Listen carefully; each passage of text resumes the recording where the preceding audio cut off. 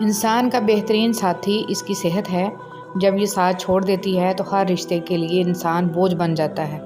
اللہ پاک ہمیں بہترین صحت عطا کرے، آمین۔ رسول اللہ صلی اللہ علیہ وسلم نے فرمایا، مسلمانوں کے بچے جنت کے ایک پہاڑ میں ہیں۔ ابراہیم علیہ السلام اور سارہ علیہ السلام ان کی کفالت کر رہے ہیں، یہاں تک کہ قیامت کے دن وہ انہیں ان کے ماں باپ کو واپس کر دیں۔ توکل کے دو مرحلے ہوتے ہیں، ایک وہ جب اس بات کا یقین ہوتا ہے کہ جو مانگا ہے وہ مل جائے گا، اور دوسرا وہ جب اس بات کا یقین ہوتا ہے کہ جو مانگا ہے وہ نہ بھی ملا تو اس میں کوئی نہ کوئی بہتری ضرور ہے، اور جو شخص اللہ پر بھروسہ کرے تو وہ اسے کافی ہے۔ کبھی یوں ہی بھی رب کا شکر ادا کیا کرے، نہ جانے کتنے خطرات آپ کے پاس آنے سے پہلے پلٹ جاتے ہیں، کتنے دکھ آپ کو چھو کر گزر جاتے ہیں، کتنی خوشیاں بنا مانگے آپ کے قدموں میں رکھ دی جاتی ہیں، اور کتنا سکون آپ کا مقدر بنا دیا جاتا ہے۔ الحمدللہ رب العالمین۔ کتنی عظیم ہے وہ ہستی جن کے پاس دشمن بھی اپنی چیزیں بطور امانت رکھوا کر بے فکر ہو جایا کرتے تھے۔ اللہم صلی علی محمد و علی آل محمد۔ اے اللہ، محمد صلی اللہ علیہ وسلم اور آل محمد صلی اللہ علیہ وسلم پر رحمت نازل فرما، آمین۔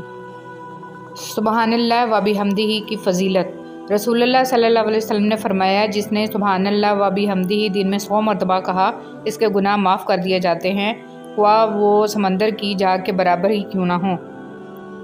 اے بادشاہوں کے بادشاہ، یا الہی، ہمیں اس ختم ہونے والی حقیر دنیا کے لیے ضائع نہ ہونے دیجیے گا، اور ہمیں اپنی پاک جنتوں کے لیے خالص کر کے قبول کر لیجیے، آمین یا رب العالمین۔ رسول اللہ صلی اللہ علیہ وسلم نے فرمایا، اللہ تعالیٰ رات کے وقت اپنا ہاتھ کشادہ کرتا ہے تاکہ دن کا گناہ گار توبہ کر لے، اور دن کو اپنا ہاتھ کھولتا ہے تاکہ رات کا گناہ گار توبہ کر لے۔ یہ اس وقت تک ہوتا رہے گا جب تک سورج مغرب سے طلوع نہ ہو جائے۔ بے شک نیک کام برے کاموں کو مٹا دیتے ہیں۔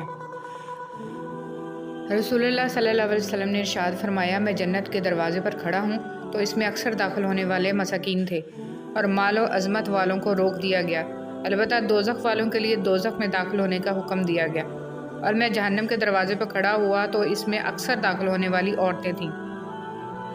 اگر تم خدا کو دیکھنا چاہتے ہو تو اس کا ایک طریقہ یہ ہے کہ تم اپنے دل میں جھانک کے دیکھو، کیونکہ تمہارا دل ایک آئینہ ہے، اگر یہ بدی سے پاک ہو تو اس میں خدا بھی نظر آ سکتا ہے۔ زندگی ایک دیے کی مانند ہے، نہ جانے کب ہوا کا جھونکا آئے اور بجھ جائے۔ جی ہاں، زندگی کا کوئی اعتبار نہیں کہ کس وقت اور کب سب کچھ فنا ہو جائے، لہٰذا ہر وقت اللہ سے ڈرتے رہیں، استغفار کرتے رہیں، کیونکہ اللہ کی پکڑ بہت اللہ جل جلالہ کے ساتھ کیے گئے کسی معاملے میں خسارہ نہیں، پھر وہ صدقہ ہو یا خیرات، تجارت ہو یا محبت، راز و نیاز ہو یا دعا۔ الحمدللہ رب العالمین۔ کون کہتا ہے تنہائیاں اچھی نہیں ہوتی؟ بڑا حسین موقع دیتی ہیں اللہ سے ملنے کا اور باتیں کرنے کا۔ لا الہ الا اللہ۔ اللہ تعالیٰ کے ساتھ اپنے تعلق کو ہمیشہ خالص اور مضبوط رکھیں، کیونکہ یہ رشتہ ہی کامیابی کا ضامن ہے۔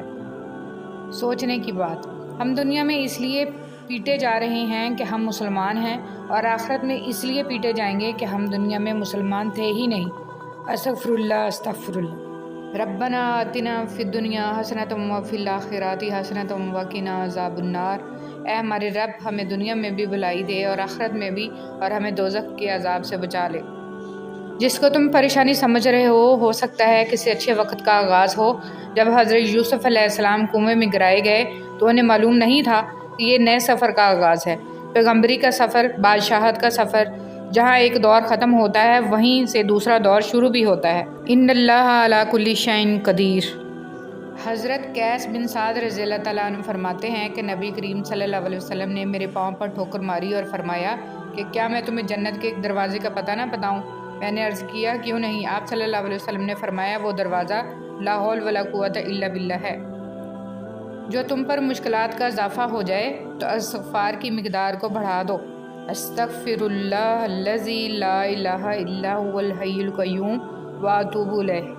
جوانی میں ہر قدم پھونک پھونک کے رکھیے، کہیں ایسا نہ ہو کہ لکھیں آپ لیکن آپ کا لکھا ہوا آپ کی اولاد پڑھے۔ اپنی آنے والی اولاد کے مستقبل کی خاطر خود کو اللہ کی مدد سے دنیا کے فتنوں سے بچائیں۔